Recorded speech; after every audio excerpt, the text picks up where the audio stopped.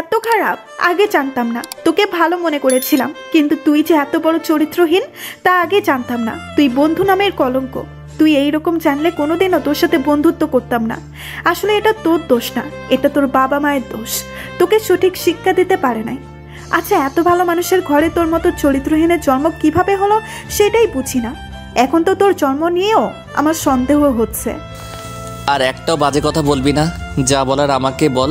আমার বাবা মাকে নিয়ে একটা কথাও বলবি না। যা সত্যি তাই বলছি। চোরের আবার বড় গলা। তোর সাথে বন্ধুত্ব করা আমার জীবনের সবচেয়ে বড় ভুল। আর কোনোদিনও আমার সামনে আসবি না।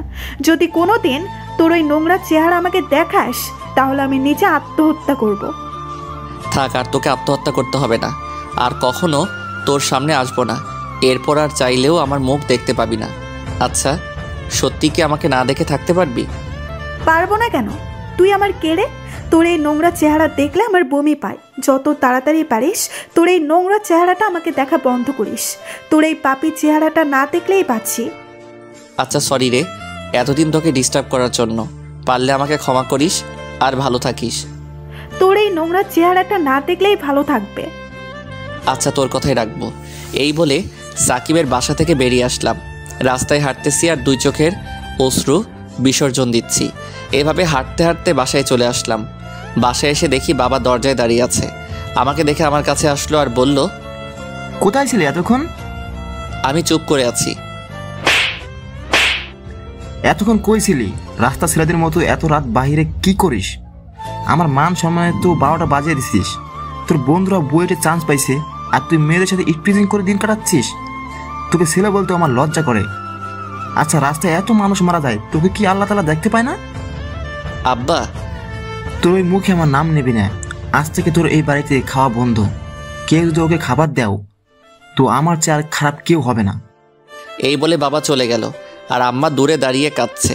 কিছুক্ষণ দাঁড়িয়ে থেকে রুমে চলে আসলাম। কিছুক্ষণ পর সিমি আপু রুমে এসে খাবার দিয়ে গেল। দেখলাম ওর চোখেও পানি। খাবার দিয়েই চলে গেল। খাবার আর গলা দিয়ে নামলো না। সকালে যেতে হবে নতুন গন্তব্যে। এতক্ষণ কি হলো কিছুই বুঝলেন না তো? আসুন আপনাদের বুঝিয়ে দেই। তার আগে পরিচয়টা দিয়ে দেই। আমি সালাফি, বাবা মায়ের তৃতীয় ও সবচেয়ে ছোট ছেলে। বাবা মা আর বোনদের চোখের মণি। বড় বোনের নাম তুলি, মেজ বোনের নাম সিমি। বড় বোনের বিয়ের সম্বন্ধ চলতেছে। আমরা 4 জন বেস্ট ফ্রেন্ড। বলতে গেলে আমরা 4 জন, কিন্তু আত্মা একটাই, সাকিব, লিমা, সাব্বির আর আমি। এখন গল্পে আসা যাক। কলেজ জীবন আমাদের ভালোই চলছিল। লিমা আমার অনেক কেয়ার করত। বলতে গেলে ওর সব কথা আমার সাথে বেশি শেয়ার করত। প্রথমে বন্ধুত্ব থাকলেও আস্তে আস্তে আমার জীবনে লিমা অনেকটা জায়গা দখল করে নেয়। কিন্তু জানতাম না এটাই আমার জীবনে সবচেয়ে ভয়ঙ্কর আধার ডেকে আনতে চলেছে। একদিন কলেজ থেকে বাসায় যাচ্ছিলাম। হঠাৎ দেখি একটা মেয়ে আনমনে হাঁটছে। পিছনে একটা গাড়ি আসতেছে, কিন্তু সেদিকে তার কোনো খেয়াল নাই। রিক্সা থেকে নেমে দৌড়ে মেয়েটার কাছে গিয়ে মেয়েটাকে ধাক্কা দিয়ে সরিয়ে দিলাম। এতে মেয়েটা ছিটকে গিয়ে রাস্তার পাশের পোলের সাথে বাড়ি খেয়ে অজ্ঞান হয়ে পড়ে গেল। মেয়েটার জামার কিছুটা অংশ ছিঁড়ে গেছে আর মাথা দিয়ে রক্ত পড়ছে। দৌড়ে মেয়েটার কাছে গিয়ে মাথাটা কোলে নিয়ে পাশের মানুষদের সাহায্য চাইলাম, কিন্তু সবাই ভিডিও করা নিয়ে ব্যস্ত। তাই মেয়েটাকে কোলে নিয়ে ছুটতে লাগলাম। পাশ দিয়ে যাচ্ছিল লিমা, সেদিকে আমার খেয়াল নাই। হাসপাতালে নিয়ে মেয়েটাকে ভর্তি করে মেয়েটার ফোন থেকে ওর বাসায় ফোন দিলাম। মেয়েটার আত্মীয় স্বজন আসলে আমি বাসায় চলে আসলাম। বাসায় আসতে সন্ধ্যা হয়ে গেল। বাসায় আসতে দেখি আব্বা দরজায় দাঁড়িয়ে আছে। আমাকে আসতে দেখে কিছু না বলে আমার গালে সজোরে 2টা থাপ্পড় মারল। এরপর যা বলল তা শুনে নিজের কানকে বিশ্বাস করতে পারছিলাম না। বাসার গেটে আব্বা দাঁড় করিয়ে জিজ্ঞেস করলো, কোথায় গিয়েছিলিস? কলেজে আব্বা। মিথ্যা বলতে তোর লজ্জা করে না? দিন দুপুর অন্য মেয়ের সাথে ডলাডলি করতে তোর লজ্জা করে না? একটা বারো আমার কথা ভাবলি না? আমার সম্মানের কথা ভাবলি না? আব্বা, আমি কি করছি? তুই কি করছিস জানিস না, তাই না? কুলাঙ্গার কোথাকার, কি করছিস মনে নাই? দাঁড়া, আমি মনে করে দিচ্ছি। লিমা। আব্বা, আমি লিমা বলে ডাক দেওয়ার সাথে সাথে লিমা ঘর থেকে বেরিয়ে আসলো। দেখলাম ওর চোখে পানি। এই কুলাঙ্গারটা কি করেছে ওর মনে নেই, ওকে মনে করে দাও তো। লিমা ওর ফোন বের করে একটা ভিডিও চালু করলো। ভিডিওতে আমাকে আর ওই মেয়েটাকে স্পষ্ট দেখা যাচ্ছে। আমি মেয়েটাকে কোলে নিয়ে দৌড়াচ্ছি। মনে পড়েছে এবার কি অপরাধ করছিস? তোর মতো কুলাঙ্গার মুখটা দেখতেও ঘৃণা লাগছে। আব্বা, আমার কথাটা আগে শুনো প্লিজ।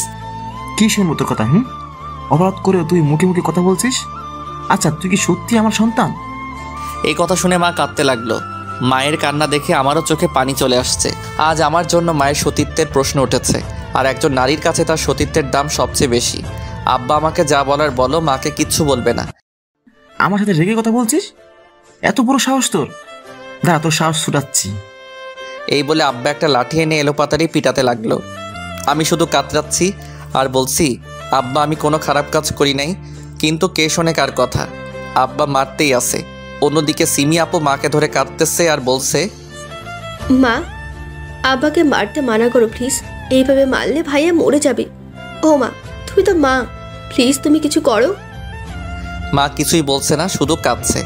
অন্যদিকে লিমা শুধু দাঁড়িয়ে দাঁড়িয়ে দর্শকের মতো দেখছে, সাথে বড় আপুও। সিমি আপু কোনো উপায় না পেয়ে আব্বার পা জড়িয়ে ধরে বলছে, আব্বা প্লিজ ভাইয়াকে ছেড়ে দাও, আর মেরো না, ভাইয়া মরে যাবে। আব্বা তুমি দয়া করো। সিমি আপুর কথাই মনে হয় আব্বার কিছুটা দয়া হয়েছে, তাই আব্বা আমাকে ছেড়ে দিয়ে বললেন, আজ তোকে ছেড়ে দিলাম, কিন্তু তোর খাওয়া দাওয়া বন্ধ, তোর কলেজ যাওয়া বন্ধ, তোকে আর পড়তে হবে না। কেউ যদি ওকে খাবার দেয় তার জন্য কঠিন শাস্তি অপেক্ষা করছে। এই বলে আব্বা চলে গেল। মাও কাঁদতে কাঁদতে চলে গেল, সাথে বড় আপুও। সিমি আপু দৌড়ে এসে আমার মাথা ওর কোলে নিয়ে কাঁদতে লাগলো, আর লিমাকে বলল, একটু সাহায্য করো তো প্লিজ, ভাইয়াকে রুমে নিয়ে যাই। ওকে ছুতেও আমার ঘৃণা হয়, আর সাহায্য তো দূরের কথা। তোমরা না বেস্ট ফ্রেন্ড, তাহলে তুমি এসব বলছো কেন? Best friend? হাসালেন। ওর মতো চরিত্রহীন আমার বেস্ট ফ্রেন্ড। ও মরলেও আমার যায় আসে না। চুপ, আর একটাও বাজে কথা বলবে না। আজকের জন্য অনেক পস্তাবে তুমি। এখন আমাদের বাসা থেকে বের হও। যাচ্ছি, আপনাদের বাসায় থাকতে আসে নাই। চরিত্রহীনের বোনের আবার বড় কথা। এই বলে লিমা চলে গেল। সিমি আপু আমাকে ধরে রুমে নিয়ে গেল আর ব্যান্ডেজ করে দিল। আমি আপুকে বললাম, সত্যি বলছি আপু, আমি কিছু করি নাই। আমার তোর উপর বিশ্বাস আছে। আচ্ছা দাঁড়া, তোর জন্য খাবার নিয়ে আসি। থাক আপু, খাবো না, একটু আদর করে দাও তো। আজ তোমার আদর খাওয়ার খুব ইচ্ছা করছে। আচ্ছা আয়। আমি আপুর কোলে মাথা রাখলাম, আর আপু আমার মাথায় হাত বুলাতে লাগলো। এইভাবে কখন যে ঘুমিয়ে গেছি মনে নাই। পরের দিন সকালে ঘুম থেকে উঠে ফ্রেশ হয়ে ভাবছি খাবার টেবিলে যাব কি না। একবার ভাবলাম যাব না, আবার ভাবলাম কাল হয়তো আব্বার আগের মাথায় বলেছে। 7-5 ভেবে চলে গেলাম খাবার টেবিলে। দেখলাম সবাই খাচ্ছে।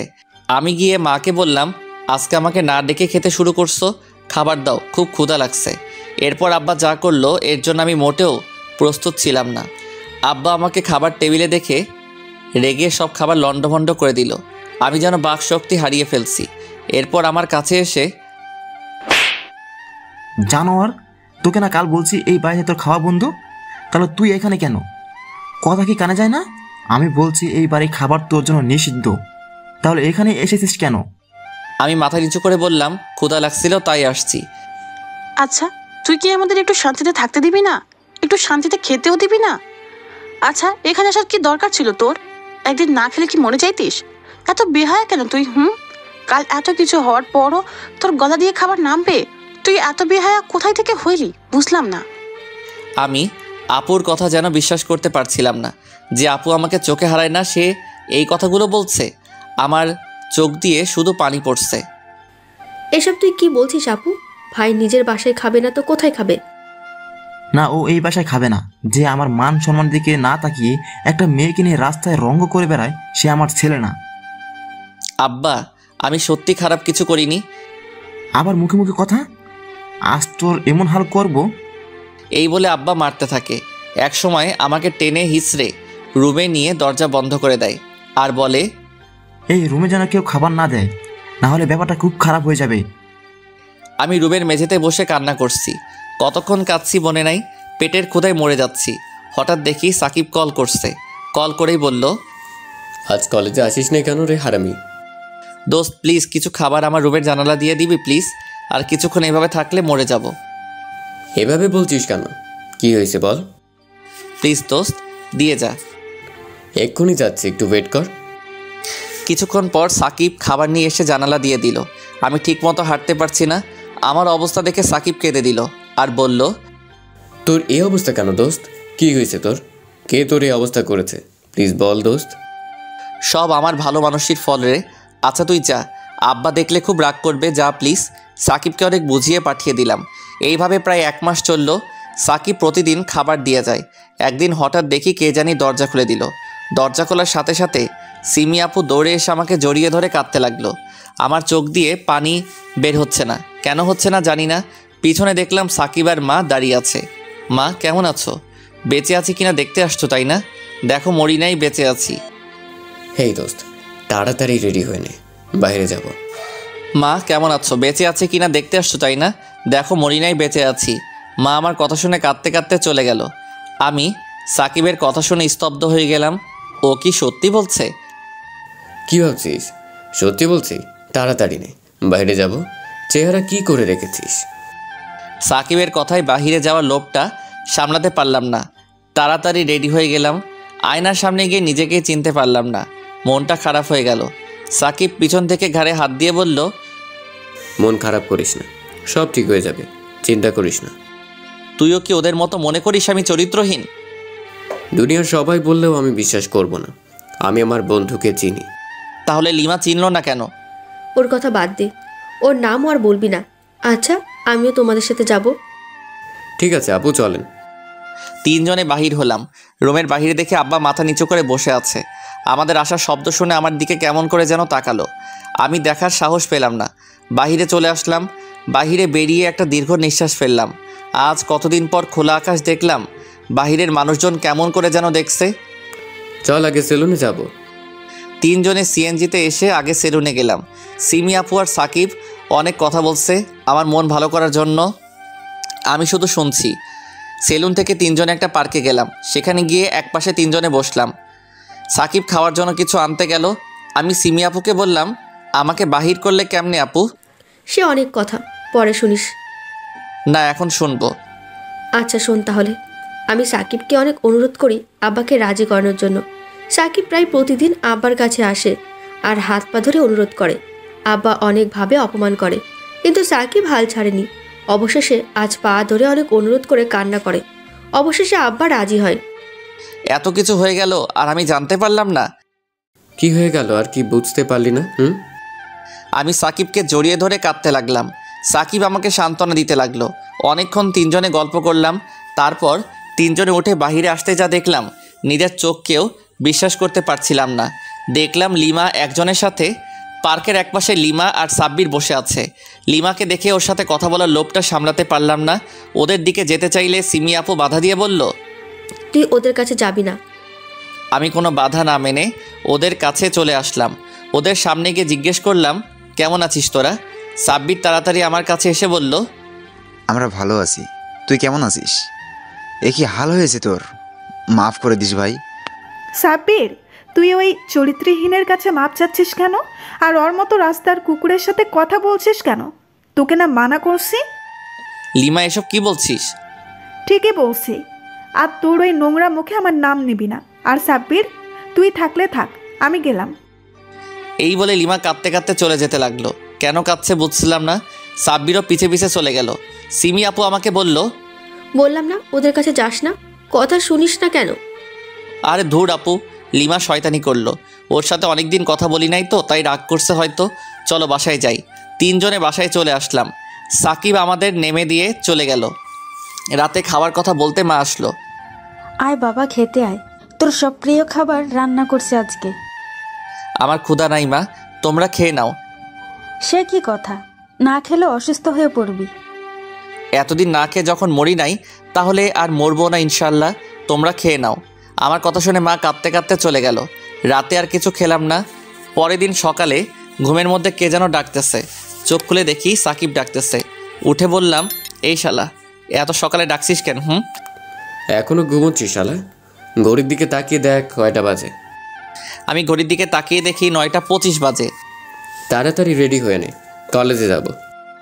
কলেজের কথা শুনে মনটা খারাপ হয়ে গেল। সাকিব বুঝতে পেরে বলল, চিন্তা করিস না, সব ঠিক হয়ে যাবে। আব্বা মানবে না রে। তুই চিন্তা করিস না, আমি সব ম্যানেজ করে নিব। এরপর রেডি হয়ে রুমের বাহিরে আসলাম। বাসা থেকে বাহির হওয়ার সময় মা বলল, কই যাচ্ছিস বাবা? আয় খেয়ে যা। কলেজে যাচ্ছি, আর আমার খাওয়ার ইচ্ছে নেই। মাথা নিচু করে বললাম। দেখলাম খাবার টেবিলে আব্বা বসে আছে। সিমি আপু বলল, একদম এই কথা বলবি না। তুই কি অন্যের খাচ্ছিস নাকি? তুই তোর খাচ্ছিস, তাই বেশি কথা না বলে খেতে আয়। কিছু না বলে সাকিব সহ কিছু খেয়ে নিলাম। তারপর বেরিয়ে পড়লাম কলেজের উদ্দেশ্যে। অনেক দিন পর আজ কলেজে গেলাম। সবাই কেমন চোখে যেন দেখছে। দূরে দেখলাম লিমা আর সাব্বির দাঁড়িয়ে আছে। সাকিবকে জোর করে ওদের কাছে নিয়ে গেলাম। ওদের সামনে গিয়ে বললাম, কিরে কেমন আছিস? কখন আসছিস কলেজে? আর দেখেও কথা বলছিস না কেন? আচ্ছা সাব্বির, চল। চলে যাচ্ছিস কেন? কি বলছিস শুনতে পাচ্ছিস না? কোনো রাস্তার কুকুরের সাথে কথা বলার ইচ্ছা আমার নাই। সাব্বির, চলো। মনটা খারাপ হয়ে গেল। দেখলাম লিমার চেহারা আর আগের মতো নাই, অনেকটা শুকিয়ে গেছে। আমার নীরবতা দেখে সাকিব বলল, চল ক্লাসে যাই। এরপর ক্লাসে গেলাম। ক্লাস শেষ করে বাহিরে এলাম। এসে দেখি লিমা আর সাব্বির কোথায় যেন যাচ্ছে। আমি ওদের সামনে গিয়ে বললাম, কোথায় যাচ্ছিস তোরা? সেই কৈফিয়ত কি তোকে দিব? তুই কে? আর সে তোকে বলতে হবে? দিতে হবে, কারণ আমি তোর বেস্ট ফ্রেন্ড। হাসালি তুই। তোর মতো চরিত্রহীন আমার বেস্ট ফ্রেন্ড। আর কোথায় যাচ্ছি জানতে চাইলি না? আমি সাব্বিরকে ভালোবাসি, ওর সাথে পার্কে যাচ্ছি। আমি লিমার হাত ধরে বললাম, লিমা এরকম করিস না প্লিজ, মরে যাব। কুত্তার বাচ্চা, কথা তোর কানে যায় না? এরপর যদি কোনোদিন আমাকে টাচ করার সাহস করিস তো মেরে ফেলবো। এই বলে ওরা চলে গেল। আর আমি শুধু একটা কথাই ভাবছি, এই কি সেই লিমা? এত মানুষের মাঝে ও আমাকে থাপ্পড় মারতে পারলো। ওইখানেই দাঁড়িয়ে ওইসব ভাবছি। সাকিব কোথা থেকে যেন এসে বলল, চল বাসায় যাই। ওকে কিছু বুঝতে না দিয়ে বললাম, চলো। এভাবে দিন চলতে লাগলো। প্রতিদিন বেহায়ের মতো লিমার সামনে যাই একটু কথা বলার জন্য, কিন্তু অপমান ছাড়া কিছু পাই না। একদিন কলেজ থেকে বাসায় ফিরছিলাম, কয়েকজন পুলিশ আমাকে তুলে নিয়ে যায়। তুলে নিয়ে অনেক টর্চার করে।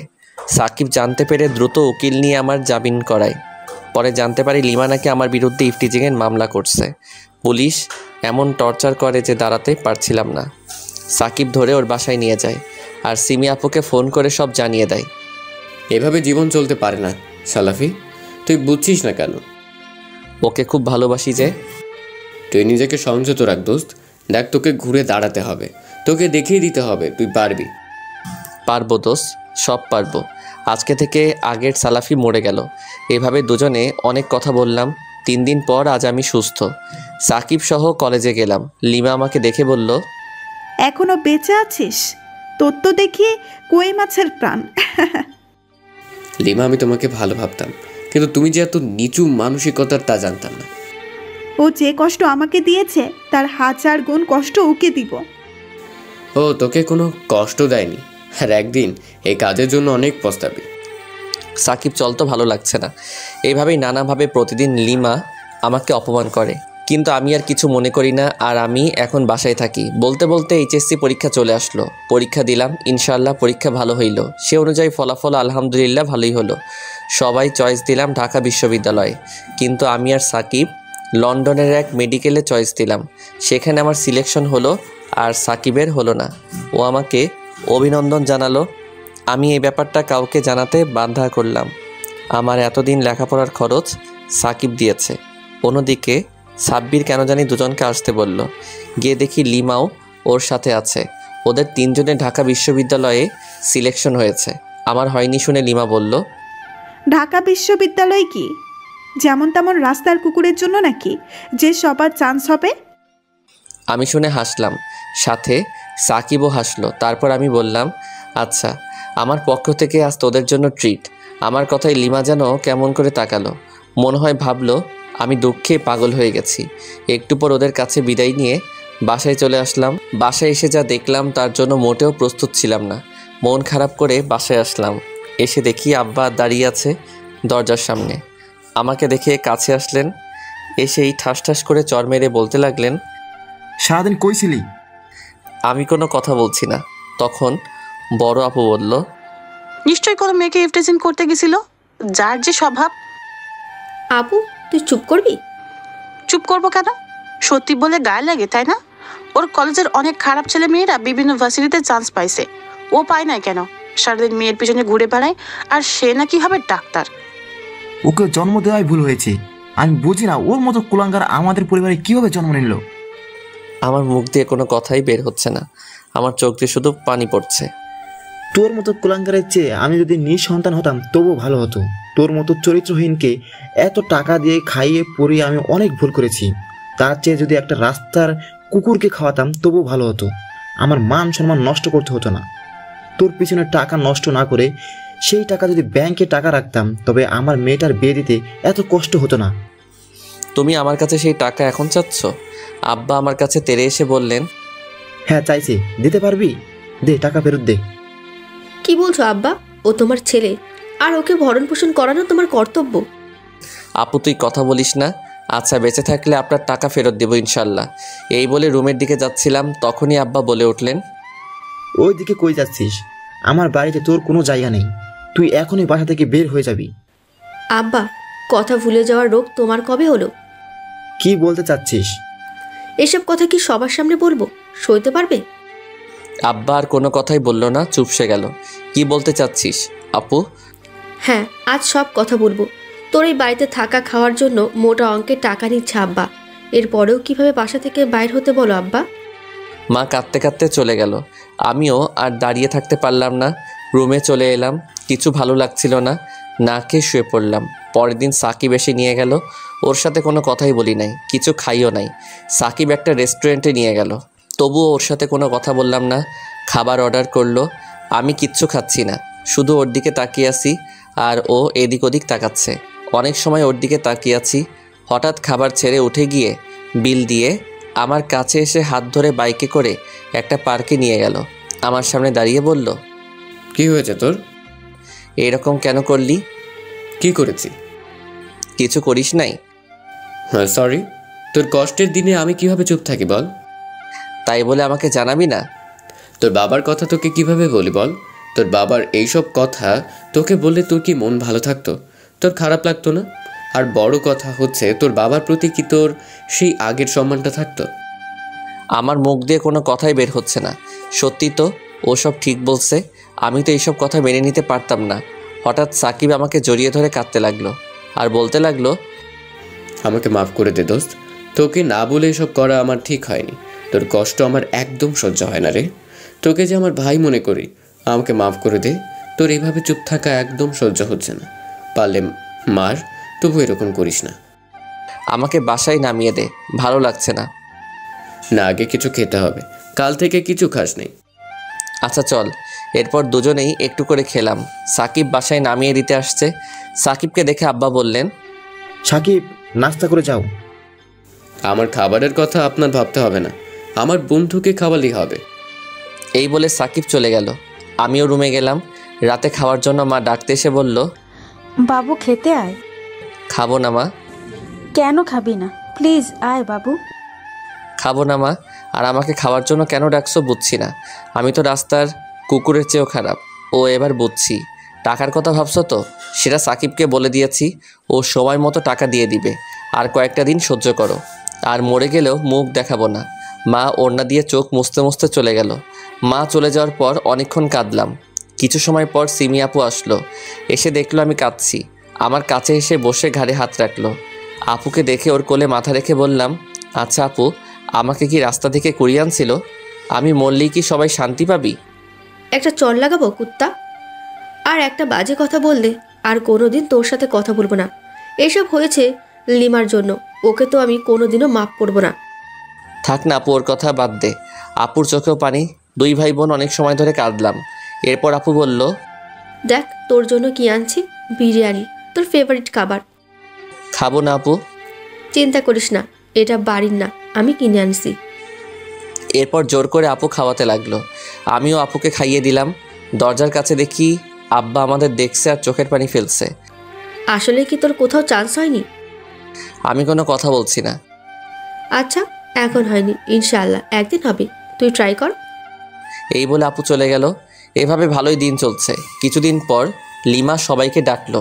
ইচ্ছে না থাকা সত্ত্বেও সাকিবের সাথে যেতে হলো। সেখানে গিয়ে দেখি লিমা আগের চেয়ে অনেক শুকিয়ে গেছে। ওর দিকে আর তেমন তাকালাম না। লিমা সবার উদ্দেশ্যে যা বলল তা নিজের বিশ্বাস করতে খুব কষ্ট হলো। আব্বা এতটা কাজ করলো অথচ আমি কিছুই জানি না। খুব কান্না পাচ্ছিল। শোন, সবাই এখানে, একজন বাদে সবার দাওয়াত। কিসের দাওয়াত? বড় আপুর বিয়ে, নিজে আমাকে ফোন করে সবাইকে বলতে বলেছে। কোন বড় আপু আর কার বড় আপু? লিমা আমার কথা শুনে হাসতে লাগলো। কেন হাসতেছে কিছুই বুঝছি না। আমি মাথা নিচু করে ফেললাম। সাকিব জিজ্ঞেস করলো, হাসতেছিস কেন? আর কোন বড় অপর বিয়ে? তুলি আপুর বিয়ে, সামনের শুক্রবার। লিমার কথা শুনে যেন আকাশ থেকে পড়লাম। আমার নিজের বোনের বিয়ে, অথচ আমি জানি না। আমাকে একবার জানানোর প্রয়োজন মনে করেনি কেউ। দু চোখ দিয়ে পানি পড়তে লাগলো।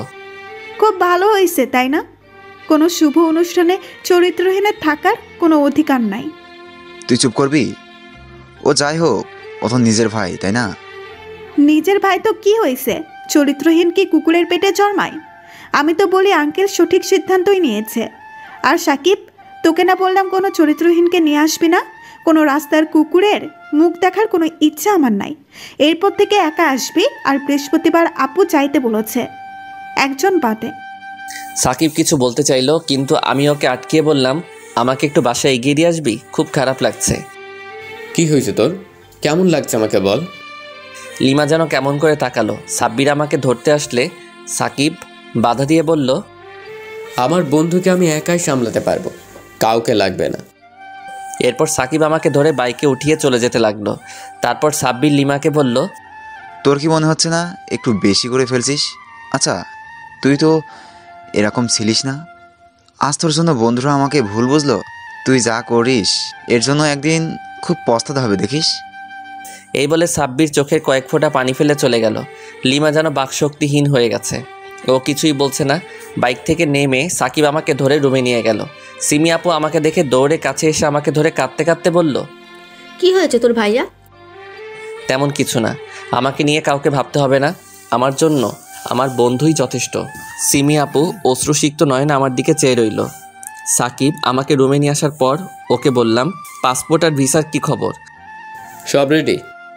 কালকে নিয়ে আসবি, আর সাব্বিরকেও নিয়ে আসিস। একটা বিষয়ে কথা বলার আছে। আচ্ছা। সাকিব চলে গেল। কিছুক্ষণ পর আব্বা আমার রুমে এসে আমার পাশে বসলো। আব্বাকে দেখে আমি একটু উঠে বসলাম। আব্বা আমাকে দেখে বলল, কেমন আছিস? মরি নাই, বেঁচে আছি। এত খবর নিতে হবে না, যা বলতে আসছেন বলতে পারেন। শুনলাম আপনার মেয়ের নাকি বিয়ে। যা শুনছি সব সত্য। আগামী শুক্রবার, তাই অনুরোধ করছি তোর এই মুখ বিয়ে বাড়িতে কাউকে না দেখালে খুশি হব। আমি চাই না কোনো চরিত্রহীনের জন্য আমার মেয়ের বিয়ে ভেঙে যাক। তুই চাইলে তোর পা ধরছি, তবু ওই দিন বাইরে আসিস না দয়া করে। আমি হাসতে হাসতে বললাম, আপনাকে চিন্তা করতে হবে না, আর আমার পা ধরতে হবে না। আমি কথা দিচ্ছি কাউকে মুখ দেখাবো না। আপনি নিশ্চিন্তে থাকতে পারেন। আব্বা চলে গেল। কিছু সময় পর একটা অপরিচিত নাম্বার থেকে কল আসলো। রিসিভ করে, আসসালামু আলাইকুম। ওয়ালাইকুম আসসালাম। আপনার ফ্লাইট আগামীকাল বৃহস্পতিবার 8:15। ওকে। কল কেটে দিয়ে দেখি বড় আপু দাঁড়িয়ে আছে। আমাকে জিজ্ঞেস করলো, কিসের ফ্লাইট? কিছু না, কি বলতে আসছেন সেটা বলেন। এভাবে বলছিস কেন? একটু ভালো করে কথা বল না প্লিজ। জানিস আগামী শুক্রবার আমার বিয়ে। জানতাম না, আমার বন্ধুদের কাছে শুনলাম। আর কেউ একজন নাকি বলেছে চরিত্রহীন ছাড়া যেন সবাই থাকে। আর আপনার বাবা একটু আগে বলে গেল যেন এই নোংরা মুখ কাউকে না দেখাই। এই কথাটাই আপনিও বলতে এসেছেন তো? বলতে হবে না, আমি আমার মুখ কাউকে দেখাবো না ইনশাল্লাহ। আপনি নিশ্চিন্তে থাকতে পারেন। আর আপনার জন্য অনেক শুভকামনা রইল। এখন আপনি আসতে পারেন। আপু চলে গেল। কিছুক্ষণ পর সিমি আপু আর মা আসলো। ওদের দেখেই মাথাটা গরম হয়ে গেল। আমাকে কি একটু শান্তিতে থাকতে দিবি না? আমি কি এমন পাপ করছি যে সবাই আমাকে এত অপমান আর অবহেলা করছিস? আমি কি মানুষ না? আমার কি দুঃখ কষ্ট নাই? এর চেয়ে একেবারে মেরে ফেল আমাকে। আমার কথা শুনে সিমি আপু দৌড়ে আমার কাছে এসে জড়িয়ে ধরে কাঁদতে লাগলো। আমি কি করব বুঝতে পারছি না। আমি কাঁদতে কাঁদতে বললাম, আমার কাছে কেন আসছিস? আমি তো তোদের কেউ না। এইভাবে বলিস না, জানি তুই রেগে আছিস। সত্যি বলছি, আমি জানতাম না। আমাকে মাফ করে দে। আচ্ছা ঠিক আছে, যা, মাফ করলাম। এখন তোরা যা। কোথায় যাব? এই দেখ, তোদের জন্য খাবার নিয়ে আসছি, খেয়ে নে ছটপট। ইচ্ছে না থাকা সত্ত্বেও মা খাওয়াই দিল। খাওয়া দাওয়া শেষে ওরা চলে গেল। আমিও ঘুমিয়ে পড়লাম। পরের দিন, দিনটি বুধবার, সকালে সাকিব আর সাব্বির আসলো। সাকিব আমাকে পাসপোর্ট আর ভিসার কাগজগুলো এগিয়ে দিয়ে বলল, এই নে তোর জিনিস। কি এসব? কিছু না। আচ্ছা, কেমন আছিস তোরা? আলহামদুলিল্লাহ ভালো। সাব্বির, তোদের রিলেশন কেমন চলছে? কিসের রিলেশন? আমি হাসতে হাসতে বললাম, নে। আমার কাছ থেকে কিছু লুকাতে হবে না। আচ্ছা শোন, কাল তো লিমার জন্মদিন। আজ রাত 12টায় ওকে সারপ্রাইজ দিতে চাচ্ছি। সাব্বির, তোর কোনো আপত্তি আছে? আপত্তি কেন থাকবে বল? আর আমাকে জিজ্ঞেস করছিস কেন? কিছু না, সে কথাই রইল। সাকিবের বাসায় আয়োজন কর তোরা।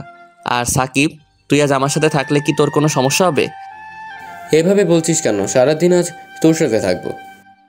আমি থাকলে কি খুব সমস্যা হবে? মাথা নিচু করে বলল, আরে তেমন কিছু না, তুই তো খুব ব্যস্ত মানুষ। লিমাকে সময় দিতে হবে তোকে, আরও কত কাজ। কিন্তু থাকতে চাইলে থাকতে পারিস। সাব্বিরও থেকে গেল। সিমি আপু আমাদের কাছে আসলো কফি নিয়ে। সিমি আপুর চোখের চাহনি আজ কেমন যেন লাগছে, কেমন করে যেন সাকিবের দিকে তাকিয়ে আছে। আমি কিছু বললাম না। একটু পর সিমি আপুকে অন্য রুমে ডেকে নিয়ে গেলাম। গিয়ে বললাম, আপু, আমি যা জিজ্ঞেস করব সত্যি কথা বলবি? আমি বুঝেছি তুই কি বলতে চাইছিস। সাকিবকে ভালোবাসিস আপু? আপু কোনো কথা বলছে না। বুঝলাম, পজিটিভ। ও যে তোর চেয়ে ছোট, মেনে নিতে পারবি? তাতে কি, ছোটদের কি ভালোবাসা যাবে না? আর যাকে ভালোবাসা যায় তাকে যে কোনো পরিস্থিতিতে মেনে নেওয়া যায়। বাহ বাহ বাহ। সিমি আপু লজ্জা পেয়ে দৌড়ে চলে গেল। আমি আবার ওদের কাছে গেলাম। তিনজনে সারাদিন অনেক মজা করলাম, অনেক কিছু খেলাম। এরপর একটা নদীর পাড়ে গেলাম। ওদের জিজ্ঞেস করলাম, আচ্ছা আমি যদি কোনো দিন না থাকি তাহলে কি মিস করবি আমাকে?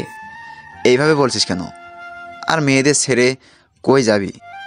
আরে সিরিয়াস হচ্ছিস কেন? তোর তো লিমা আছে। আমি যদি কোনো দিন না থাকি তাহলে আমার জন্য দোয়া করিস আর লিমাকে সামনে রাখিস। সাব্বির কিছু বলতে চাইলো, কিন্তু তার আগেই ওর ফোন বাজতে লাগলো। ফোন রিসিভ করে কথা বলছিল। সাব্বিরকে বললাম ওর ফোনটা আমাকে একটু দিতে। এরপর লিমাকে বললাম, কেমন আছিস?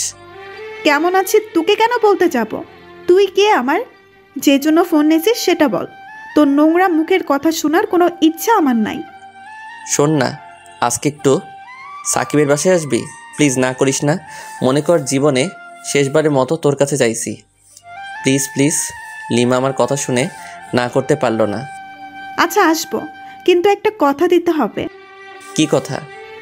আজকের পর থেকে আর তুই বলে ডাকবি না। তোর মুখে তুই ডাক শুনতে আমার ঘৃণা লাগে। আচ্ছা তাই হবে। এরপর সাব্বিরকে ফোন দিয়ে দিলাম। এরপর তিনজনে মিলে ঘর সাজানোর জন্য কিছু ফুল আর বেলুন কিনলাম। ওই সব সাব্বিরের কাছে দিয়ে ওকে সাকিবের বাসায় পাঠিয়ে দিলাম।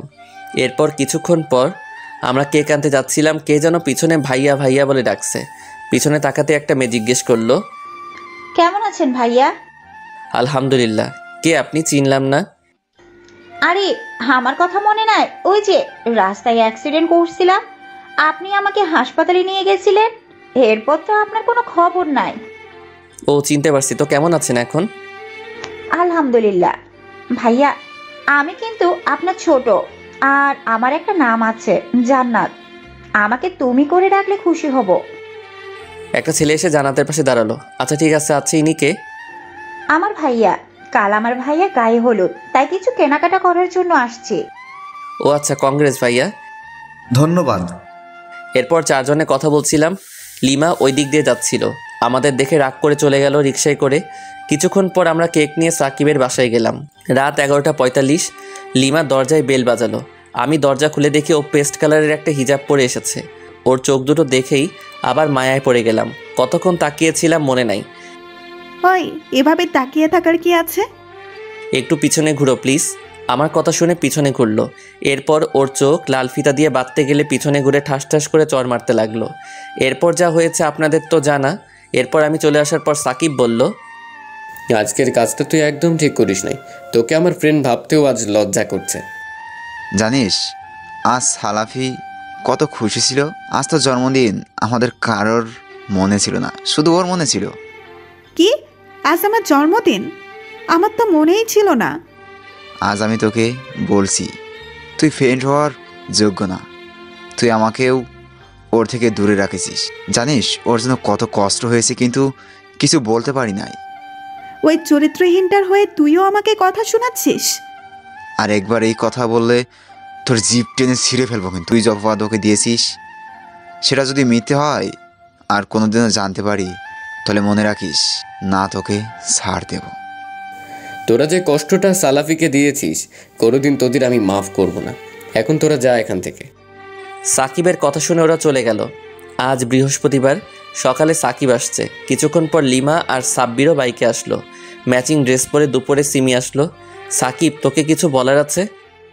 বল। আমার একটা কথা রাখবি? এভাবে বলছিস কেন? তুই বললে তো নিজের জীবনটাও দিয়ে দিতে পারি। সিমি আপুর হাতটা সাকিবের হাতে দিয়ে বললাম, জীবন দিতে হবে না, আমার জীবনটাকে আগলে রাখলেই হবে। সাকিব লজ্জায় মাথা নিচু করে ফেললো, আর সিমি আপু আমার বুকে মুখ লুকালো। এত লজ্জা পেতে হবে না। সাকিব, আমার বোনটাকে আগলে রাখিস, আর আমি না থাকলে ওর চোখে পানি আসতে দিস না প্লিজ। কই যাবি তুই? কোথাও যেতে দিব না, তুই আমার কাছে থাকবি। আচ্ছা ঠিক আছে, মাকে একটু ডাক দে তো। সিমি মাকে ডেকে দিল। আমি সিমিকে বললাম সাকিব আর সাব্বিরকে বাহিরে নিয়ে নাস্তা দিতে। ওরা বাহিরে গেল। মা একটু আমার পাশে বসবে? মা আমার পাশে বসলো। মাকে বললাম আমার জন্য একটু ভাত নিয়ে আসবে, শেষবারের মতো তোমার হাতে খাবো। মা চোখের পানি আঁচলে মুছে চলে গেল। কিছুক্ষণ পর ভাত নিয়ে আসলো, আমাকে খাইয়ে দিল। খাওয়া শেষে, মা আমাকে মাফ করে দিও, আমার জন্য তোমাকে অনেক বাজে কথা শুনতে হয়েছে। আচ্ছা মা, তোমার কোলে মাথা রেখে একটু ঘুমাই। এরপর মায়ের কোলে মাথা রেখে শুয়ে পড়লাম। বিকালে কারো চেঁচামেচিতে ঘুম ভেঙে গেল। দেখলাম মায়ের কোলে এখনো শুয়ে আছি। একজনকে নিয়ে পড়ে থাকলে হবে? আজ আমার যে গায়ে হলুদ, সেদিকে কারো নজর আছে? আচ্ছা, তুমি কি সত্যি আমার মা? মা কিছুই বলছে না, শুধু কাঁদছে। আমার জন্য মাকে কত কথা শুনতে হচ্ছে। মা চলে গেল। আপু বলল, রুমেই থাকিস, অনেক মেহমান আসছে, আমি কোনো অশান্তি চাই না। বলেই বড় আপুও চলে গেল। সব কিছু রেডি করে নিলাম। সাকিবকে ডেকে ওর কাছ থেকে কিছু টাকা নিলাম, আর আমার কাছে কিছু ছিল। আমি একটা ব্যাগে প্রয়োজনীয় কাগজপত্র নিয়ে 7টার দিকে রুম থেকে বেরিয়ে আসলাম। পড়ে গেলাম আরেক বিপদে। আপুকে হলুদ দিতে নাকি বরপক্ষ এসেছে। মাথা নিচু করে চলে আসছিলাম, কার সাথে যেন ধাক্কা খেলাম। মাথা উঠিয়ে দেখি জান্নাত দাঁড়িয়ে আছে। জান্নাত আমাকে জিজ্ঞেস করলো, ভাইয়া আপনি এখানে? আপনার কোথাও লাগেনি তো? আপনি এখানে কেন? নিশ্চয়ই তুলি আপুর। আপনি? লিমা জান্নাতকে আর একটা কথা বলতে না দিয়ে ঠাস করে একটা চর মেরে বলতে লাগলো, ওই মেয়ে, তুই এখানে কেন? লজ্জা করে না? লজ্জাহীনের মতো একটা ছেলেকে ফলো করতে করতে বাসায় চলে আসছিস? আর এই বাড়িটা কি পতিতালয় নাকি যে যখন পারছে এই বাসায় আসছে? লিমা তুই যা বলবি আমাকে বল, ওকে নিয়ে আর একটা বাজে কথা বলবে না। ও আমাদের বাড়ির মেহমান। বড় আপু বিয়ের স্টেজ থেকে নেমে এসে ঠাস ঠাস করে চর মারতে মারতে বলতে লাগলো, জানোয়ার কুত্তা, তোকে বলি নাই তোর এই পাপি মুখ আজকে কাউকে দেখাবি না?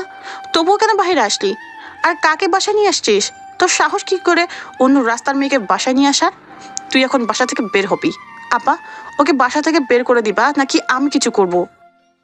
এরপর আব্বা আমাকে ঘাট ধরে বাসা থেকে বের করে দিতে লাগলো। ঘটনাস্থলে সাকিব, সাব্বির আর সিমি আপু নাই, তাই অনায়াসে আব্বা আমাকে বাসা থেকে বাহির করে দিল। আমি রাস্তা দিয়ে হাঁটতেছি আর ভাবছি জীবনটা কতই না কষ্টের। অন্যদিকে রনি ভাই বাসায় প্রবেশ করতে করতে শুনতে পেল বড় আপু বলছে, এই রাস্তার মেয়ে তুমি যাবে নাকি তোমাকেও ঘাট ধাক্কা দিয়ে বের করে দিতে হবে? কে রাস্তার মেয়ে আর কাকে ঘাট ধাক্কা দিয়ে বাইর করে দিবি? রনি ভাইয়াকে দেখে বড় আপু আরো কড়া গলায় বলল, এই মেয়েটাকে বলেছি। ওই মেয়ে, তোমার কি লজ্জা শরম কিছু নেই? জান্নাত দৌড়ে গিয়ে রনি ভাইয়াকে জড়িয়ে ধরে কাঁদতে লাগলো। রনি ভাইয়া চিৎকার করে বলতে লাগলো, কে রাস্তার মেয়ে? ও আমার নিজের বোন, আর তোমরা ওকে রাস্তার মেয়ে বলছো? How dare you! সবাই চুপ।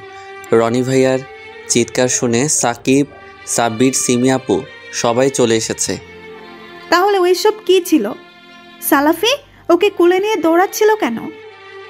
এরপর জান্নাত সব কথা খুলে বলে। জান্নাতের কথা শুনে সবাই যেন আকাশ থেকে পড়ল। লিমা ধপ করে বসে পড়ল। ওদিন সালাফি না থাকলে হয়তো আজ জান্নাত বেঁচে থাকতো না। আর আপনারা ওকে প্রতিদিন মৃত্যুর যন্ত্রণা দিয়েছেন। আপনাদের দেখে করুণা হচ্ছে। সাব্বির লিমার কাছে গিয়ে ওকে তুলে ঠাস ঠাস করে চর মেরে আবার মাটিতে ফেলে দিয়ে বলতে লাগলো, তোর জন্য, শুধুমাত্র তোর জন্য আমার বন্ধুটার বিপদে পাশে থাকতে পারি নাই। ও আমাকে ভুল বুঝছে, আর জীবনেও তুই আমার সামনেও আসবি না। আঙ্কেল মাফ করবেন, এই বিয়ে আমি করতে পারবো না। যে মেয়ে নিজের ভাইয়ের সাথে এরকম করতে পারে, সে যে আমার সাথে করবে না তার কি গ্যারান্টি? প্লিজ বাবা, এরকম করিও না, আমি তোমার পায়ে পড়ি। না, আমি এই বিয়ে করতে হঠাৎ সাকিবের ফোন বেজে উঠল। ফোন রিসিভ করেই বলতে লাগলো, সালাফি, কই তুই? আমার কথা বাদ দে, সময় খুব কম। রনি ভাইয়াকে ফোন দে। আচ্ছা। রনি ভাইয়া, আপনার পায়ে পড়ি, এই বিয়ে ভাঙবেন না। মেয়ের বাবার অনেক ক্ষতি হয়ে যাবে, ওনার সম্মান শেষ হয়ে যাবে। আপনার পায়ে পড়ি, মেয়েটার জীবন নষ্ট করবেন না। রনি ভাইয়া কিছুক্ষণ চিন্তা করে রাজি হয়ে গেলেন। সাকিব, তুই আমাকে মাফ করে দিস। আর 10 মিনিট পর আমার ফ্লাইট, তোকে না জানিয়ে চলে আসছি। তোদের সবাইকে ছেড়ে অনেক দূরে চলে যাচ্ছি। বেঁচে থাকলে আবার দেখা হবে। না, তুই এটা করতে পারি। কল কেটে দিছি। সাকিব হ্যালো হ্যালো করতে করতে মাটিতে বসে পড়ল আর কাঁদতে লাগলো। কিসের ফ্লাইট? আর সালাফি কোথায় যাচ্ছে? লন্ডন যাচ্ছে। কেন? ওখানে ও কি করবে? ওখানে ওর মেডিকেলে চান্স হয়েছে। 10 মিনিট পর ওর ফ্লাইট, তো আমাদের সবাইকে ছেড়ে চলে যাচ্ছে। এই কথা শুনে সিমি আপু আমার কাছে এসে বলতে লাগলো, তুই যা বলছিস সব মিথ্যে, তাই না? আমার ভাই কোথাও যাবে না, তাই না? আমার ভাই আমাকে ছেড়ে কোথাও যেতে পারে না, তুই মিথ্যে বলছিস। এইসব বলে কাঁদতে লাগলো। সাকিব সিমিকে বুকে জড়িয়ে নিয়ে কাঁদতে লাগলো। তুই এত বড় সত্যিটা লুকিয়েছিস? আর সবাই কতই না ফেইলার বলে অপমান করেছে। সালাফি বলতে নিষেধ করেছে। হঠাৎ সাকিবের ফোনে একটা SMS আসলো, বালিশের নিচে চিঠি আছে, পড়ে নিস। এরপর সাকিব কল দিতে লাগলো, কিন্তু ফোন অফ। সাকিব আর সাব্বির দ্রুত বাইক নিয়ে এয়ারপোর্টে খুঁজতে লাগলো, কিন্তু কোথাও পেল না। অবশেষে হতাশ হয়ে বাসায় ফিরে আসলো। সিমি আপু সাকিবের কলার ধরে ঝাঁকিয়ে ঝাঁকিয়ে বলতে লাগলো, ওই আমার ভাই কই? কোথায় আমার ভাই? তোরা আমার ভাইয়াকে কোথায় লুকিয়ে রাখছিস? আমরা অনেক খুঁজেছি কিন্তু পাই নাই, বিশ্বাস করো। তোরা কেমন বন্ধু যে আমার ভাইটাকে আটকে রাখতে পারলি না? আমি তোদের। আর কিছু বলতে পারলো না, অজ্ঞান হয়ে সাকিবের বুকে পড়ে গেল। সাব্বির বালিশের নিচ থেকে চিঠিগুলো আনলো। চিঠিগুলো পড়ে কেউ কারো চোখের পানি ধরে রাখতে পারলো না। চিঠিতে লেখা ছিল, প্রিয় বাবা, প্রথমে আমার সালাম নেবেন। জানি আপনি অনেক ভালো আছেন, ভালো থাকারই কথা। আজ আপনার মেয়ের বিয়ে, এর চেয়ে বড় কথা আজকে আপনার চোখের বিষ, যার জন্য আপনার সম্মান নষ্ট হয়েছে, সেই কুলাঙ্গারটা আর আপনার চোখের সামনে আসবে না, আর আপনার অন্ন ধ্বংস করবে না। আচ্ছা আব্বা, আপনি তো আমায় খুব ভালোবাসতেন। আমি তো আপনার চোখের মণি ছিলাম। আপনি তো আমাকে চোখে হারাতেন। আমি না খেলে আপনিও খেতেন না। আমি অসুস্থ হলে সারা রাত আমার সেবা করতেন। আমি ব্যথা পেলে আমার চেয়ে তো আপনি বেশি ব্যথা পেতেন। তাহলে কি সব মিথ্যা ছিল? আচ্ছা, আমি কি এতটা অবহেলা পাওয়ার যোগ্য ছিলাম?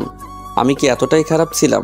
আমি তো কোনো দিন আপনার কথার বাহিরে যাই নাই, আপনার কথা মতো সব করছি। তাহলে এতটা অবহেলা পেলাম কেন? সত্যি বলছি আব্বা, তোমার সম্মান নষ্ট হয় এমন কোনো কাজ আমি করি নাই, এমন কাজ আমি করার কল্পনাও করতে পারি না। আব্বা, তুমি তো অপরের সাহায্য করা শিখাইছো, তাহলে আজ কেন আমাকে এতটা মরণ যন্ত্রণা দিলে? তাহলে কি তোমার শিক্ষা ভুল ছিল? যাই হোক, আর কথা বাড়াতে চাই না। আজ আপনার দোয়াটা অনেক প্রয়োজন ছিল, আশাও করেছিলাম, কিন্তু সবার ভাগ্যে কি সব কিছু হয়? ভালো থাকবেন। আর আমাকে এতদিন খাইয়ে পরিয়ে বড় করার জন্য ধন্যবাদ। আল্লাহ তাআলার কাছে দোয়া করি যাতে আপনার টাকাটা দিয়ে মরতে পারি। জানি পিতামাতার ঋণ কখনো শোধ করা সম্ভব না, তবুও চেষ্টা করব। আর এই যে বড় আপু, তোকে বলছি, তুই তো এমন ছিলিস না, তুই তো আমাকে খুব ভালোবাসতিস। আমি তো তোর বেস্ট ভাই ছিলাম। তুই তো বলতিস আমি নাকি তোর বেস্ট ভাই ছিলাম, তাহলে কি মিথ্যা বলছিস? আর একটা কথা বলি, তোর ভাই কোনোদিন কোনো মেয়েকে ইফটিজিং করেনি। একটা বাহিরের মেয়ের কথা শুনে আমার সাথে যে ব্যবহার করেছেন, একটা রাস্তার কুকুরের সাথেও মানুষ সেই ব্যবহার করে না। আর আলহামদুলিল্লাহ, আমিও অতটাও ফেইলার না। আল্লাহ তাআলা কিছু মেধা আমাকেও দিছে। আজকে থেকে তোদের উপর থেকে ভাই আর ছেলের কলঙ্কটা উঠিয়ে নিলাম। ভালো থাকিস। আমার কথা শুনে বাবা ধপ করে বসে পড়ল। আর বড় আপু যেন কথা বলার ভাষা হারিয়ে ফেলেছেন, মাথা নিচু করে শুধু কান্না করছে। পরের চিঠি, প্রিয় লিমা, আশা করি ভালো আছো। ভালো থাকারই কথা। জানিস, তোর একটা কথার জন্য পরিবারের সবচেয়ে আদরের ছেলেটা আজ অবহেলিত। কেন করলি এমন? কি ক্ষতি করছি তোর? অন্য মানুষকে সাহায্য করাই কি আমার সবচেয়ে বড় দোষ? তুই তো আমার সবচেয়ে কাছের বন্ধু ছিলিস, আমার ব্যাপারে সব জানতিস, তাহলে এইটুকুতেই কেন এমন করলি? জানিস, তোর কেয়ার করা, অন্য মেয়েদের দিকে তাকাতে না দেওয়া, সময় মতো সকালে জাগিয়ে দেওয়া ইত্যাদি দেখে মনে করছিলাম তুই আমাকে ভালোবাসিস। এই কি তোর ভালোবাসার নমুনা? আজ একটা সত্যি কথা বলছি, তোকে খুব ভালোবাসতাম, নিজের চেয়েও। তাই তোর কাছে ছুটে যেতাম তোর এত অপমানের পরেও। কিন্তু আজ থেকে তোকে আমি ভালোবাসি না, সবচেয়ে ঘৃণা করি। তোর জন্য আমার জীবনটা শেষ হয়ে গেছে। এর চেয়ে যদি আমাকে একেবারে মেরে ফেলতিস তাহলেও এত কষ্ট পেতাম না রে। আমি যখন কষ্টের সাগরে হাবুডুবু খাচ্ছি তখন তুই অন্য কারো প্রেমে মগ্ন। আর বেশি কিছু বলতে চাই না রে। তোকে অভিশাপ দিব না। সাব্বির খুব ভালো ছেলে, ওকে ভালো রাখিস আর ভালোবাসার মানুষকে একটু বিশ্বাস করতে শিখিস। ভালো থাকিস সবাই। চিঠি পড়তে পড়তে সাব্বিরের দু চোখ বেয়ে পানি পড়ছে। ও যেটা ভাবছিল ওইটাই সঠিক হলো। আর একটা চিঠি বাকি আছে, ওইটাও হাতে নিয়ে পড়তে লাগলো। প্রিয় মা, সবাই ভালো থাকলেও জানি তুমি ভালো নেই। আমার জন্য তোমাকে অনেক কথা শুনতে হয়েছে, এমনকি তোমার চরিত্র নিয়েও প্রশ্ন তুলতে পিছুপা হয়নি। মা, ও মা গো, তুমি আমাকে মাফ করে দিও। সত্যি বলছি মা, তোমার ছেলে অতটাও খারাপ না মা। জানি কেউ বিশ্বাস না করলেও তুমি করবে। আজ খুব ইচ্ছে করছিল তোমার কোলে মাথা রেখে ঘুমাতে, এর জন্যেও তোমাকে কথা শুনতে হলো। শেষবারের মতো ইচ্ছে করছিল তোমাকে জড়িয়ে ধরে কাঁদতে, কিন্তু পারলাম না মা। আমাকে মাফ করে দিও। তোমাকে বলে আসতে পারলাম না মা। আর একটা কথা, সাকিব খুব ভালো ছেলে আর সিমি আপু আর সাকিব দুজন দুজনকে খুব ভালোবাসে। ওদেরকে মেনে নিও। আর শেষবারের মতো একটা কথা বলছি, নিজের খেয়াল রেখো। বেঁচে থাকলে ইনশাল্লাহ একদিন তোমার এই চরিত্রহীন কুলাঙ্গার ছেলে ফিরবে। ভালো থেকো সবাই। সবাই কান্নায় ভেঙে পড়েছে। বিয়েবাড়ি যেন কান্নাপুরিতে পরিণত হয়েছে। সবচেয়ে সিমি আপু সাকিবের বুকে মাথা রেখে খুব কান্না করছে। হঠাৎ মা কান্না থামিয়ে বলতে লাগলো, সাকিব আমার একটা কথা রাখবে বাবা? বলেন আন্টি, নিজের ছেলে মনে করে বলতে পারেন। তুমি আমাকে আর সিমিকে তোমার বাসায় নিয়ে যাবে? আমার সালাফি আসলে সব খরচ দিয়ে দিবে। আমি জানি আমার ছেলে একদিন ফিরে আসবে, আর খুব তাড়াতাড়ি। এসব কি বলছেন আপনি আন্টি? আমি কি আপনার নিজের ছেলে না? আর যতদিন ইচ্ছে আপনি থাকবেন। আজ থেকে আমিও আপনার আর এক সন্তান। পারবেন তো আমাকে ছেলে হিসেবে মেনে নিতে? কি বলছো এসব? তুমি কোথাও যাবে না? আপনার কাছে কি আমি অনুমতি চাইছি? এতদিন কিছুই বলি নাই, আজ বলবো। আপনি আমাকে আর তুমি করে ডাকবেন না। আপনার মুখটাও দেখতে আমার ঘৃণা হচ্ছে। আচ্ছা, নিজে জন্ম দেওয়া ছেলের সাথে কি কেউ এরকম করতে পারে? ও আর একটা কথা, আপনি তো বলে দিয়েছেন যে আমার ছেলে আপনার জন্ম দেওয়া কিনা তা নিয়ে আপনার সন্দেহ হয়। ছি, এমন একটা মানুষের সাথে এতদিন সংসার করছি যে কিনা আমার চরিত্রে কলঙ্কের দাগ দিতেও দুবার ভাবে না। আজ থেকে আপনি আমার কাছে মৃত। যতদিন আমার ছেলে ফিরবে না ততদিন আপনি আমার কাছে মৃত হয়ে থাকবেন। মা, এরকম করো না। তুমি তো জানো আপা তোমাকে কত ভালোবাসে। আর কাল আমার বিয়ে, তুমি কি তোমার মেয়েকে শেষ বিদায় দিবে না? হাসালি, তুই কত ভালোবাসে সেটা তো দেখতেই পারলাম। আর তুই কি বললি আমি তোর মা? দুপুরে কি বলেছিস মনে আছে? আমি তোর মা তা নিয়ে তোর সন্দেহ হয়। একজন মায়ের কাছে এটা কত কষ্টের কথা জানিস? আজ থেকে আমার একটা ছেলে, একটা মেয়ে। সাকিব, তুমি আমাকে এখান থেকে নিয়ে যাও বাবা। সব আমার দোষ। আজ আমার জন্য এসব হচ্ছে। তোমরা আমাকে মাফ করে দাও। খুব বেশি ভালোবেসে ফেলেছিলাম, তাই ওর পাশে কোনো মেয়েকে দেখতে পারি নাই। এই বলে লিমা কাঁদতে লাগলো। হঠাৎ সাকিবের ফোন বেজে উঠলো। সাকিবের ফোনে ওই পাশ থেকে ফোন দিয়ে এয়ারপোর্ট থেকে একজন বলল, আপনি কি সাকিব বলছেন? আমি সাকিব বলছি। আপনি কে? আমি এয়ারপোর্ট থেকে বলছি। সালাফি ইসলামের আপনি কি হন? আমি ওর ভাই হই। কেন? আমরা দুঃখের সাথে জানাচ্ছি যে 8:15 ছেড়ে যাওয়া ফ্লাইটটি দুর্ঘটনায় বিধ্বস্ত হয়ে গেছে। কেউ বেঁচে নেই। আপনারা এসে লাশ চিহ্নিত করে নিয়ে যাওয়ার জন্য অনুরোধ করা হলো। সাকিবের হাত থেকে ফোন পড়ে যায়। সাকিব ধপাস করে মাটিতে বসে পড়ে আর কাঁদতে থাকে। সাকিবের কান্না দেখে মা জিজ্ঞেস করে, কি হয়েছে বাবা? সাকিবের মুখ দিয়ে কোনো কথাই বাহির হচ্ছিল না। এবার সিমি সাকিবের কাছে বসে প্রশ্ন করে, কি হয়েছে আমাকে বলো। যে ফ্লাইটে সালাফি যাচ্ছিল ওই ফ্লাইট অ্যাক্সিডেন্ট করেছে। কি বলছো এসব?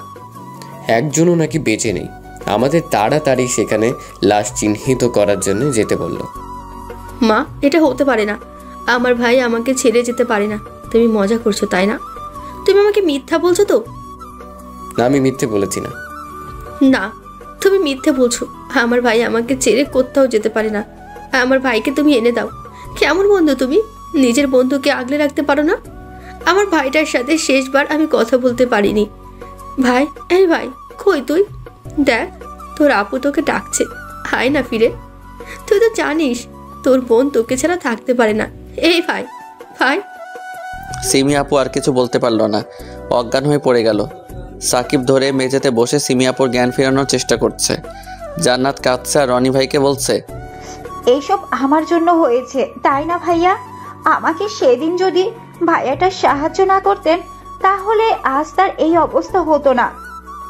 মা যেন বাকশক্তিহীন হয়ে গেছে, শুধু নির্বাকের মতো তাকিয়ে আছে।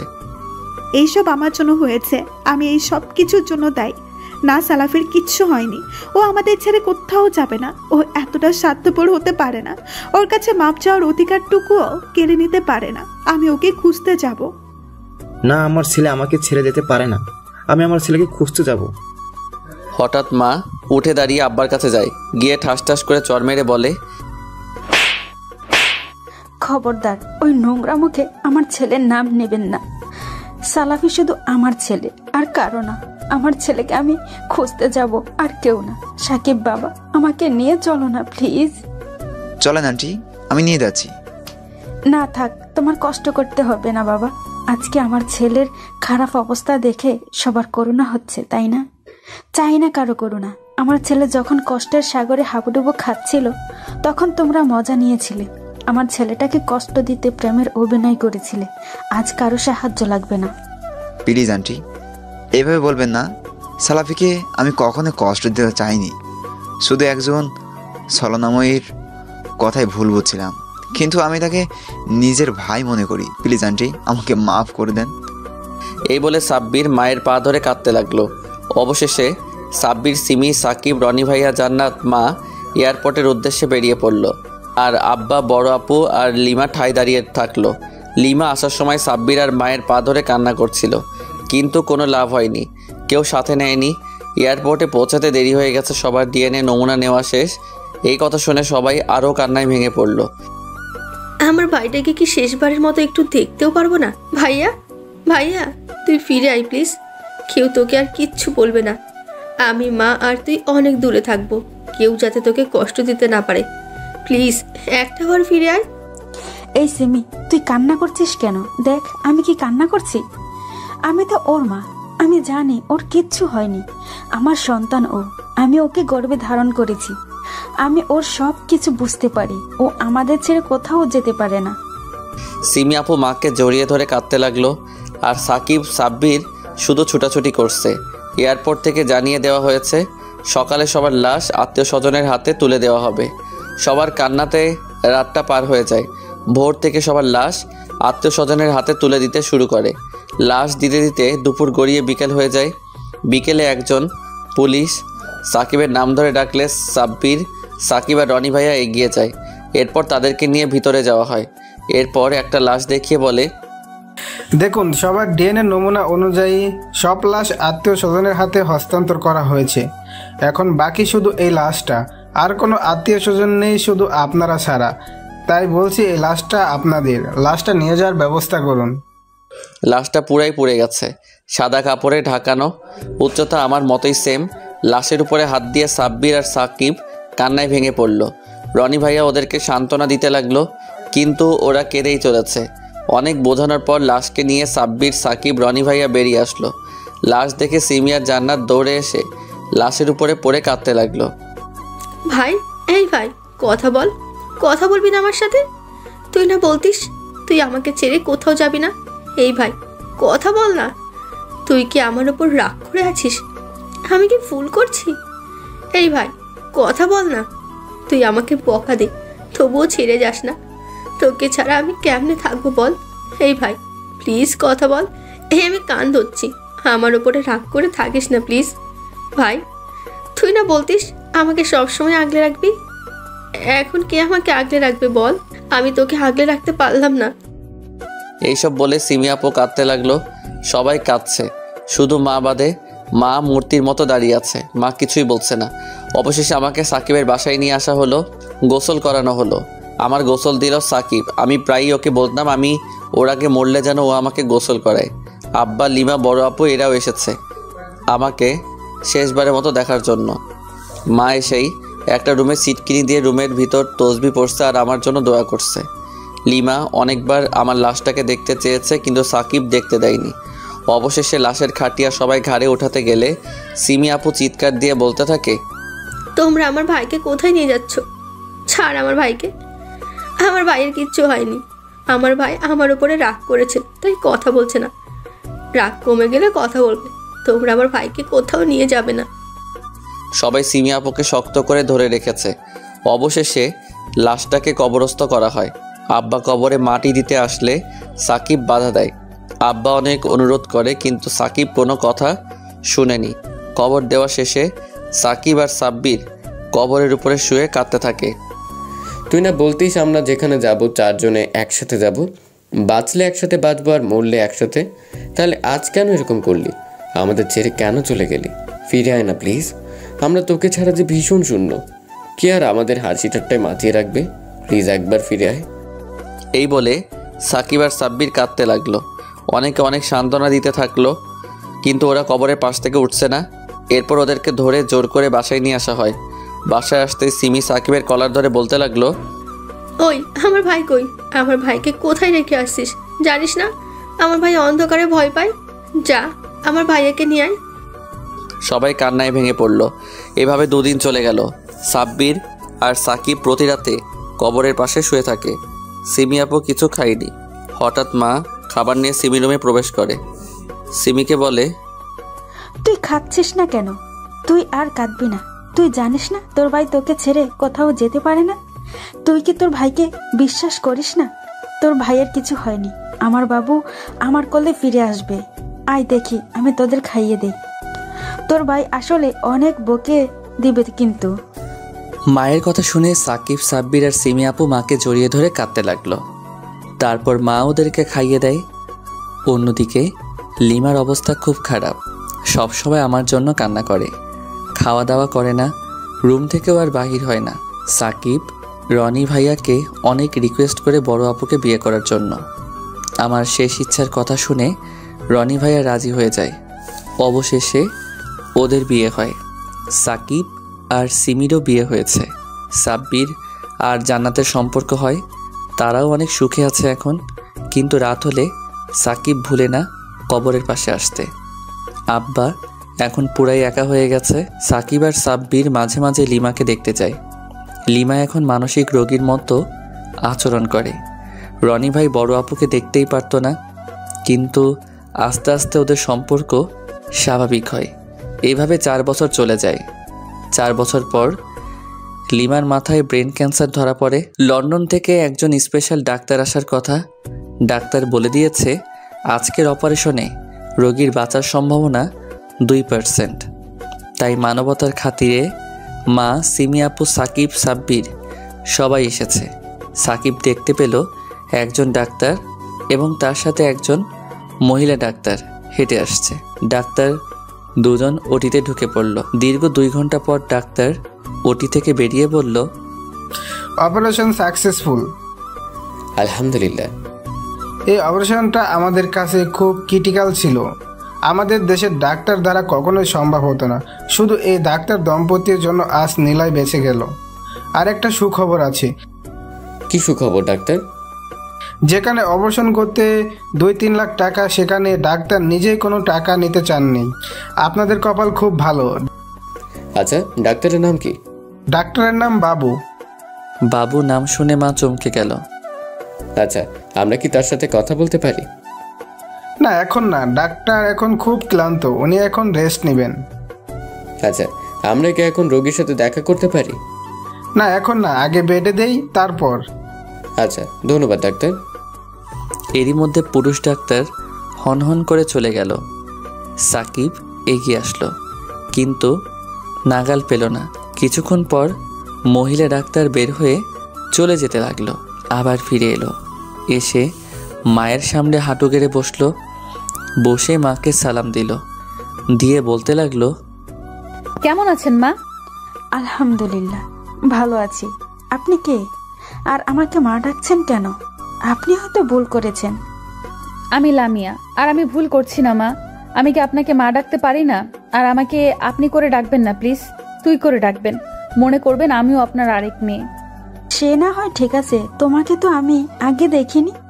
না, তুমি আমাকে দেখেছো? তুমি কে বলো তো? আমি আপনাকে দেখেছি, অনেকবার দেখেছি। আর ওই যে ছেলেটা গেল, আমি তার হবু বউ। আমাকে দেখেছো কিভাবে? আর ওই ছেলেটাকে? দেখছি। আর ওই ছেলেটাই হলো বাবু, আমার হবু বর। আমি তোমাকে কখনো দেখি নাই। তোমার মুখের মাস্কটা খুলবে কি? না মা, আমি পারবো না।